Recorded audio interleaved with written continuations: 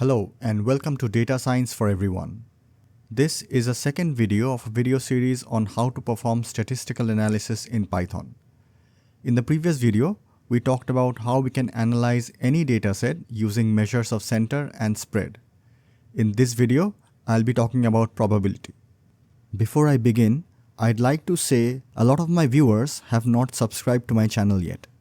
If you're finding my videos useful and learning from them, please subscribe to my channel. Let's begin. The probability is the number of ways that an event can occur divided by the total number of possible outcomes. For example, if we roll a 6-sided die, there's only one way to land 3. Since there are 6 possible results, the probability is 1 out of 6, which is about 16.7%. Probability always falls between 0 and 1, or if you like percentages, from 0% to 100%. A probability of 0 means the event will never happen, and 1 means it will certainly happen. Let's look at this data frame which contains 5 different species of iris flowers. What is the probability that Setosa species will be randomly chosen? Since there are 5 species, the probability of Setosa being chosen is 1 in 5 or 20%. Here we simulate a random drawing in Python. The sample function randomly picks one row as we can see here. If we run the sample function again, it may select a different row as we can see. By setting a seed, the random draw becomes reproducible. With the same seed, we'll always get the same result. The actual number we use for the seed doesn't matter. It could be 62, 500 or 1,000,000. All that matters is keeping it consistent when reproducing results. Running sample again with the same seed gives us the same result. Sample has an argument called n whose default value is 1. Passing 2 to n selects 2 rows randomly at once. In the last couple of slides, I demonstrated sampling without replacement, which is the default behavior of the sample function. Sample has another argument called replace. If we set replace argument to true, we will be able to sample with replacement. So what does it mean by sampling with replacement? When sampling with replacement, each draw doesn't affect the next and are independent of each other. For example, there is always a 20% chance of picking Setosa again and again, no matter what happened on the previous pick. As we can see in the second sample call, versicolor was picked twice. But sampling without replacement, the picks depend on each other. For example, if versicolor was drawn first, it cannot be drawn again. That's a 0% chance. But if another iris flower gets picked first, versicolor then has a 1 in 4 chance or 25% of being selected second. This is how probabilities shift when outcomes are connected. Now that we have a firm grasp on probability, let's dive a little bit deeper into probability distributions, the patterns that describe how likely different outcomes are. Let's start with discrete distributions. A fair 6-sided die has 6 possible results, each with a probability of 1/6 or about 17%. Together, these individual probabilities of each of the 6 outcomes form a probability distribution. A dice roll is an example of discrete probability distribution, where each outcome is a discrete random value. Probability distribution tells us how likely each outcome is. For a die, each face is equally probable. We can find the expected value, which is the mean outcome of this distribution. To find the expected value, we multiply each possible number by its probability and then add them up. The expected value of a fair dice roll is 3.5. We can visualize this probability distribution using a bar plot.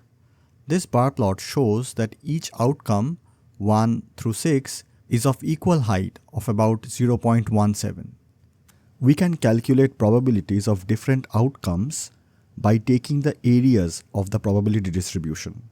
Let's say we ask what is the probability that a die roll is less than or equal to 2. To find the probability, we just add the probabilities of outcomes of 1 and 2, which are represented here as orange bars. Each bar has an area equal to its probability.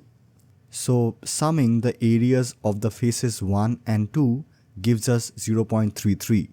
What happens if we have an unfair die? Suppose the number 1 is missing and is replaced by 3. So there are 2 3s and no 1s in this unfair die. Here, rolling a 1 has 0% chance, while rolling a 3 has 2 over 6 or roughly 33% chance.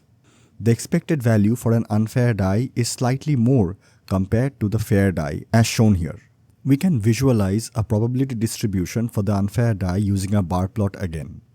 This bar plot shows that 1 has 0 probability and the number 3 has a probability of 0.33. Let's ask the same question again. What is the probability that the unfair die roll is less than or equal to 2? To find the probability, we just add the probability outcomes of 1 and 2, which adds up to 0.17. As we can see, the probability has decreased when compared to a fair die, since this time the chances of getting 1 is 0. Both of these fair and unfair die rolls are examples of discrete distributions, meaning the possible results have distinct values, not continuous ones. Let's demonstrate how to sample from a discrete probability distribution. We'll generate a Pandas data frame containing the probability of each face of a fair die. Printing the mean, we see that the expected value is 3.5, which is the mean outcome of this distribution. We can use sample to simulate 20 rolls. Sampling with replacement ensures that every roll is independent of each other. This histogram shows how frequently each number came up within the 20 independent rolls. It looks uneven because we have only drawn a small number of times. In small samples, the data may not perfectly match the theoretical distribution. For example, with 20 rolls, the sample mean is 3.7 instead of the expected 3.5. With 200 rolls, the means tend to get closer to the theoretical mean of 3.5. If we draw 20,000 times, the mean will be even closer to the theoretical distribution. This phenomenon is called the law of large numbers. The larger the sample, the closer the mean gets to the true expected value of the distribution. Discrete distributions are great for variables we can count, like die rolls. But what about cases where the variable can take on infinitely more values? This is where continuous distributions come in. Imagine we are heading to the subway to catch the train. The train runs every 10 minutes and we arrive at a random time. So depending on our luck, we could have to wait anywhere from 0 minutes, where we arrive at the perfect time, or to 10 minutes if we just miss the train. We can describe this situation with a probability distribution.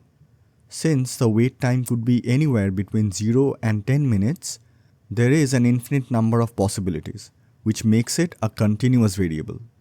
Let's find the probability that our wait time is between 2 and 5 minutes.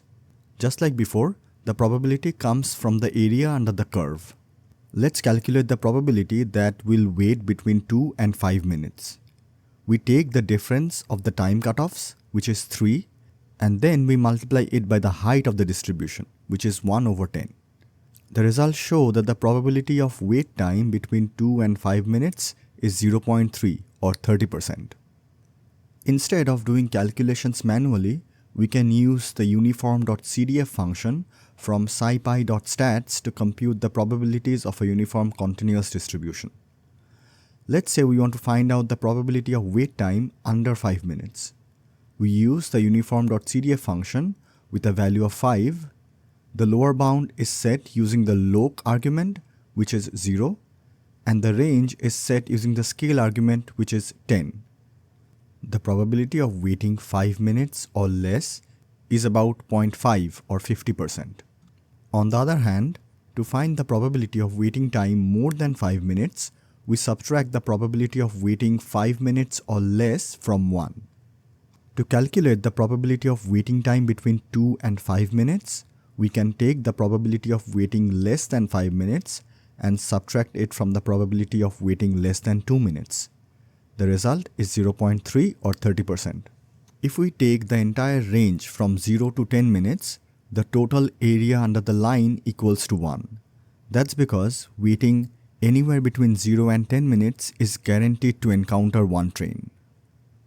Let's generate random wait times following this uniform distribution. We can use the uniform.rvs function to generate random values for a uniform distribution. The function takes a minimum value, a maximum value, and the number of random values we want to generate. This code generates 10 random wait times between 0 and 10 minutes. The pattern looks random, but over many samples, it spreads evenly across the range. Now that we have covered uniform, discrete, and continuous distribution, we'll end today's video with binomial distribution. A perfect example to demonstrate binomial distribution is flipping a coin. Each toss has two possible outcomes, heads or tails, each equally likely at 50%. This coin toss is just one type of binary outcome, an event with only two possible results.